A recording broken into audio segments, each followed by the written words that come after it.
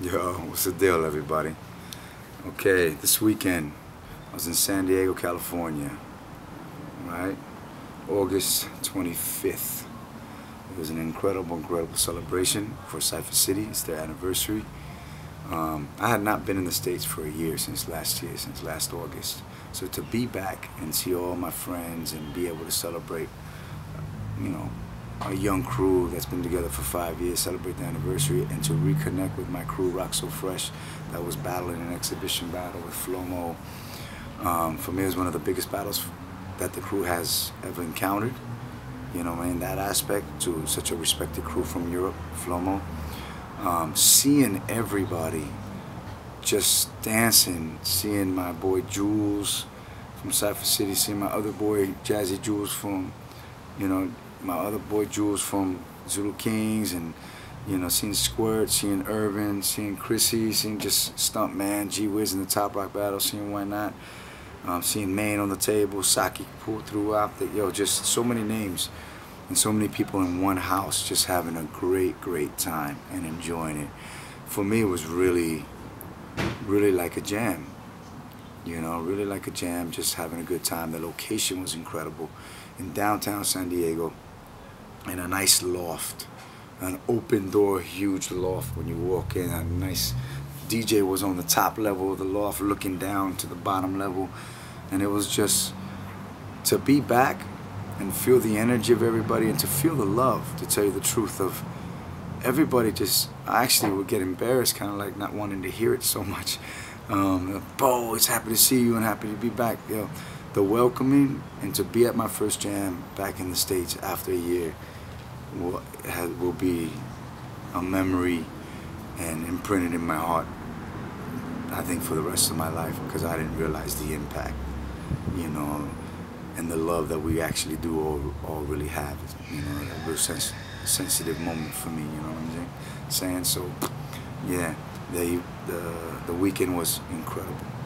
The weekend's been incredible.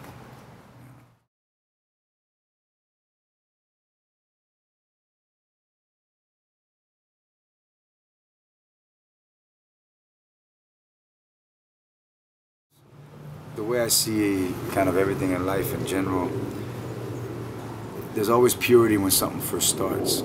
And there's yin and yang in everything, right? Yin and yang. Sorry, an airplane's passing by. Y'all could hear it. But some people sometimes take things really too literal, and they lose the essence of what it really means. Just like people lost the meaning of what it meant to keep it real. Okay? It's not about keeping it real. It's about keeping it right. You know what I'm saying? And people have taken the word "keep it real," or the saying, like a cliche now. And now people saying "be a student" are doing the same thing with it. Same thing with what was happening with a lot of hip hop in general. Like, you know, they take it, they use it, they can preach it, but they're not practicing really what they preach. They really don't know what they're talking about. You know, like, I've been around the world and stuff, which is a blessing. But it happens here in the States. Like, I'll ask, you know, in a workshop, for instance, how many people can do this? And everybody will raise their hand. And I said, okay, let's do it, because I expect to just see it once to the music, and then I move on to the next thing, you know, because if those that are experienced, that have it, can actually do it right off the bat, which means they'll do it with the music, with the beat, smooth, not heavy, and make it look fresh. That's having it. If you don't got it like that, then you know of it. Knowing of something and actually knowing how to do it and knowing how to rock it is two different things. So people have to step back and humble themselves a bit and just be like, yeah, I've been breaking 7, 8 years, whatever people say, however they've been, you know, long they've been breaking, and they think they got something, when in reality, I've seen a lot of people that don't. Because look, I've been doing it 30 years, and it doesn't make me better than anybody. And I'm still trying to get better and still trying to relearn. And when somebody asks me has more seniority than me or older than me and says, "Poe, you got this?" I'm honest, and I say, I got it a bit, man. I got it a bit. I'm trying to do it.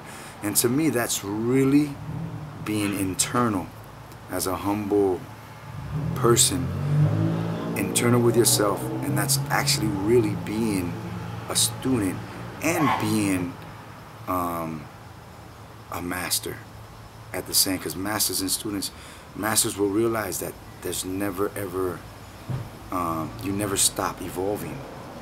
It keeps getting better. You find new ways, you know, to work around the changes of your body and your way of thinking.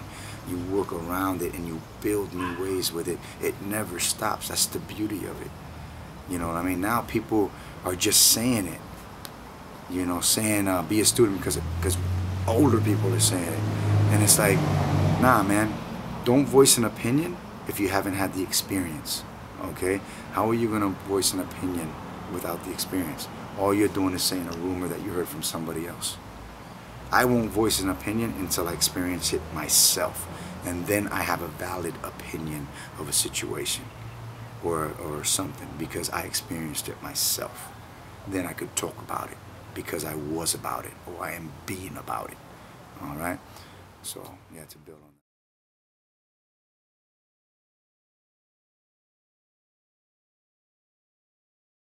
I agree 100%. For me, it is a mentality. It's a state of mind. That's another thing people have on their shirts. They have like New York state of mind, LA state of mind. They're rocking that.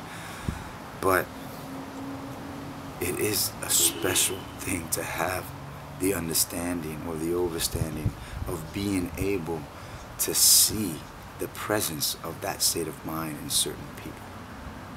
That's part of hip-hop. That's being hip-hop.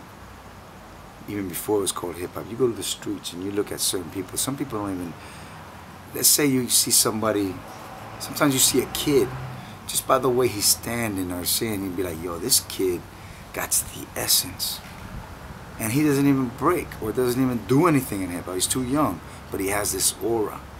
Then you look at older, un abuelo, you know, like a grandfather, something sitting at a park. And you can tell the dude just has something about him. There's a certain state of mind that he's a part of that you just get it in life. You just get it. I mean, what I mean by get it is in his mind, he gets it. He gets that it is about how you portray yourself. You know what I'm saying? How your presence is going to be seen to everybody around you. It's your state of mind, you know? It's like, it's hard to elaborate on that because it's a spiritual and it's a detailed thing. Yeah. You know what I mean? It's a detailed thing, the lean in something. The way they grab a cane and they're sitting on a bench, their legs crossed and sitting on the bench and their hands are on the cane with their hands crossed like this, and the way they look at somebody and they smile and they grab their handkerchief and they fold and they have it folded a certain way so it fits flat in their pocket so you can't see it in their slacks, and when they pull it out it's nice and crisp. They use it, they instead of just wiping all crazy like this and they put it back all crumbled, they unfold a little bit, they tap, they put it back folded, and they slip it back in their pocket. It's a certain way of, it's class. It's a lot of class, man. And that's the state of mind. If you do something, you gotta have a lot of class when you do it.